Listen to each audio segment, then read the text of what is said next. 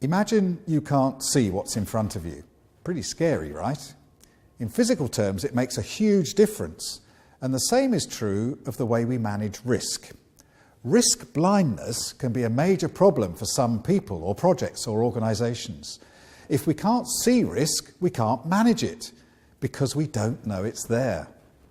Risk management scans the future. It gives us an indication of what's in front of us so we can prepare and position ourselves appropriately. If we see something potentially harmful coming our way, then we can avoid it or protect ourselves in advance. And if we spot a big potential benefit out there, then we can steer ourselves towards it, but only if we see it coming. Unfortunately, risk blindness prevents people seeing the risks ahead of them, so they're unable to prepare properly. Obviously, this means that people and project teams and organisations who are risk blind will have a lot of unpleasant surprises as they bump into things that they didn't see coming. Some of those things will be harmful, causing delays or extra cost or accidents or damage to reputation, and we call those things threats. But risk blindness can also cause us to walk straight past things that might have been helpful if we'd only seen them. Things that would have allowed us to work faster, smarter, cheaper if we'd taken advantage of them. And we call those things opportunities. So risk-blind people are often surprised by avoidable threats which they couldn't manage because they didn't see them coming. And they also miss many opportunities that they should have captured and turned into benefits. But instead, the opportunity passes them by and they're completely unaware of it.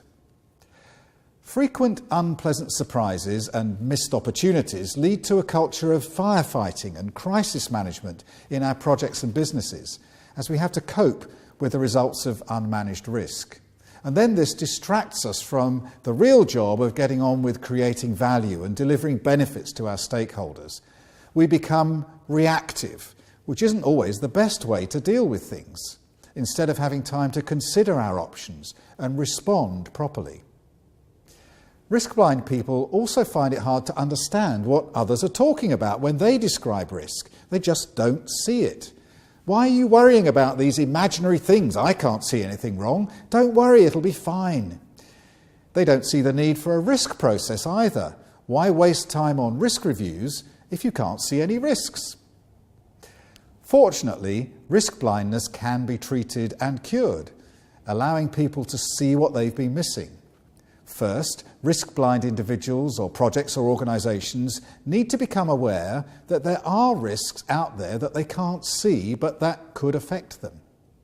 Then they need to develop risk vision, an effective risk management capability so they can see what's out there and coming their way and get ready in advance. The goal is to see risk clearly and then act appropriately. It may take some time to recover fully from risk blindness, but it is possible. You've heard a little about one of these risk ailments, but in fact there are 10. To explore this ailment in greater detail, why not invite me to speak at your conference or in-house event, or read my book, or engage the Risk Doctor Partnership for consultancy support. The other risk ailments are introduced in the rest of the videos in this series, with full details in the book.